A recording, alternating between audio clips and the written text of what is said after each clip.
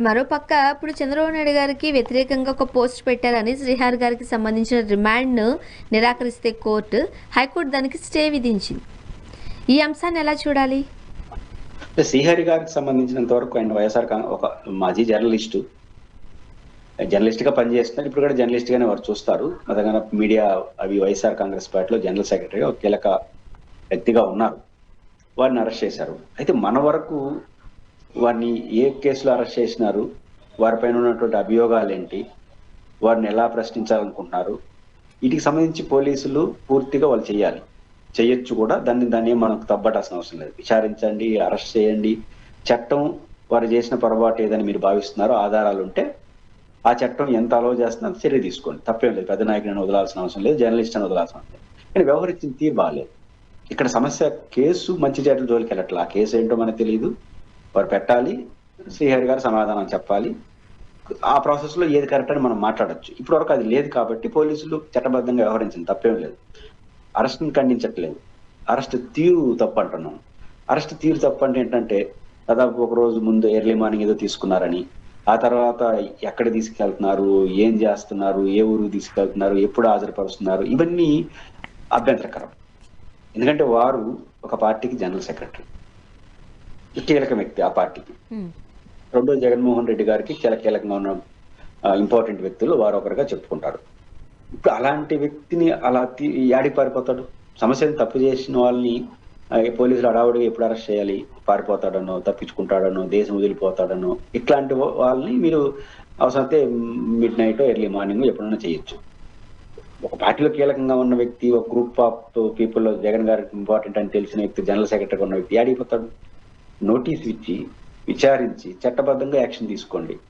కానీ అరెస్ట్ చేయాల్సిన అవసరం ఉందని మీరు భావిస్తే కుటుంబ సభ్యులకు చెప్పండి, మేము అదుపులో, ఇప్పుడు పోలీసులు మా అదుపులో ఉన్నాడు శ్రీహరి అని ఒక అనౌన్స్మెంట్ చేసి ఉంటే ఎవరికి ఇబ్బంది ఉండదు. ఏ కేసు ఏంటని చెప్పచ్చు.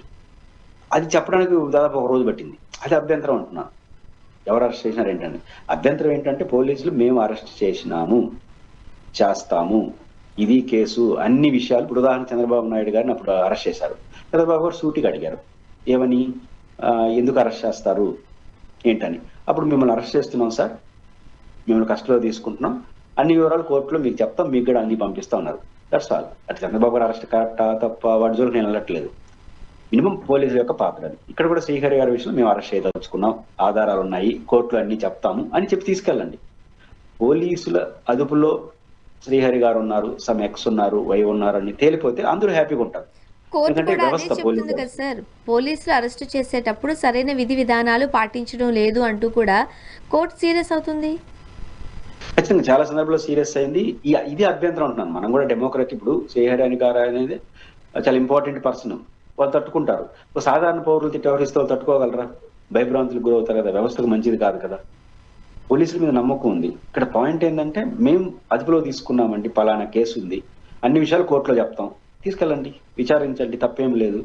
అదేం లేకుండా ఇంత 24 hours వరకు ఎవరు తీసుకెళ్తున్నారు, ఏ కేసులో తీసుకెళ్తున్నారు చెప్పకపోవడం అనేది అభ్యంతరం ఉన్నారు. కోర్టులో పెట్టారు, కుప్పం కోర్టు ఏదో బెయిల్ రిమాండ్ నిరాకరించినట్టుంది. హైకోర్టు బహుశా కేసు యొక్క తీవ్రతతో వాళ్ళు చెప్పిన కారణాలతో కన్విన్స్ అయింది.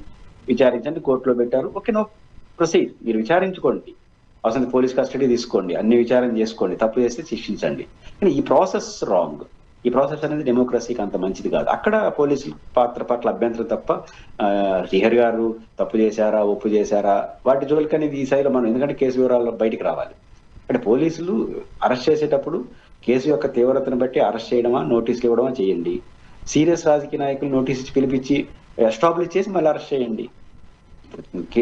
యాక్షన్ తీసుకోవడానికి కూడా అభ్యంతరం లేదు. యాక్షన్ తీసుకునే తీరు అనేది పద్ధతిగా ఉంటే బాగుంటుంది అనేది తప్ప ఇంకోటి కాదు. ఇప్పుడు ఇటువంటి సందర్భాలలో భయపెట్టి రాజకీయాలు చేస్తున్నారు, బెదిరించి రాజకీయాలు చేస్తున్నారు అనే ఆరోపణలు కూడా ఎదుర్కోవాల్సి వస్తుంది కదా. ఎదుర్కొంటారు. దాని ఫలితం ఏం సాధించినారు? ఇప్పుడు శ్రీహరి కావచ్చు, రాంబాబు గారు కావచ్చు, వైఎస్ఆర్ కాంగ్రెస్ పార్టీకి సంబంధించిన ప్రతిపక్షంలో ఉన్న నాయకులను అరెస్ట్ చేయని వాళ్ళందరూ బయట వచ్చి ఏం మాట్లాడతారు, మళ్ళీ ఇంకా గట్టిగా కొట్లాడుతూ ఉంటున్నారు. దీంతో ప్రభుత్వం ఏం సాధించినట్టు? చట్టపరంగా తప్పులపైన చర్య తీసుకోండి. వారు రాజకీయంగా కొంచెం బెదరగొడదామంటే ఈ స్టైల్లో కుదరదు. ఈ స్టైల్లో బెదరగొడదామంటే ఏమవుతారంటే ఈ బెదరగోపోగా బయట ధైర్యం వస్తారు. ఇప్పుడు అంబటి రాంబాబు గారు అన్నారు కదా, అరెస్ట్ చేయక ముందు అదేదో గోడలు దూకడం ఇవన్నీ చెప్పడం ఒక 2 రోజులు ముందు చెప్తే 2 పాయింట్లు 2 సార్లు వేసి రెడీగా ఉంటాను అని చెప్పాడు. అంటే అంత ఈజీగా తీసుకుంటున్నారు. ఏదో తీర్థయాత్రలకి గుడికి పోయినట్టు ఒక రోజు ఒక వారం 10 రోజులు వస్తుంది, మళ్ళీ పోతాను అవసరం అయితే. ఈ పదాలు ఎందుకు వస్తున్నాయంటే ఎక్స్ అయిపోయినాక వస్తుంది. కాబట్టి ఒక దశ దాటకూడదు. అదొక రాజకీయ పార్టీ కదా. తెలుగుదేశం పార్టీలో అచ్చెన్నాయుడు గారిని అరెస్ట్ చేసినారు. చివరకు ఆ పార్టీ చీఫ్ చంద్రబాబు నాయుడు గారు లైఫ్ లో ఫస్ట్ టైం అరెస్ట్ చేసినారు. జైలుకి వెళ్లాల్సి వచ్చింది. ఏమైంది? ఆ తర్వాత ఎన్నికల్లో 144 వచ్చినాయి. అంటే ఒత్తిడి ఎట్లా పెరిగిపోతే ధైర్యం పెరిగిపోతుంది, తెగింపు వచ్చేస్తుంది. అది తెలుగుదేశం సొంత అనుభవం ఉంది కదా అప్పుడు చంద్రబాబు నాయుడు గారి వరకు. కాబట్టి అరెస్టులతో ఒక రాజకీయ పార్టీని అనచడం, రాజకీయ పార్టీ కార్యకర్తలను డిస్టర్బ్ చేయడం సాధ్యం కాదు. అది తేలిపోయింది ఎప్పుడు. అంటే ఆ జోలికి వెళ్ళదండి. చట్టం ముందు వాళ్ళు ఏం తప్పు చేశారు ఎస్టాబ్లిష్ చేయండి, చట్టపరంగా చర్య తీసుకోండి. ఈ 2 చేస్తే ప్రభుత్వానికి మంచి పేరు వస్తుంది, వాళ్ళకి భయం ఉంటుంది. అవేం లేకుండా చేస్తే భయం పోయి ఏదో జగన్ గారిని కలవాలంటే జగన్ గారి దగ్గర మంచి పేరు కావాలంటే ఆ 1 రోజు 4 రోజులు జైల్లో ఉంటే బాగుంటుంది ఎవరు తీసుకొస్తున్నారు. ఇది ఎవరికి నష్టం?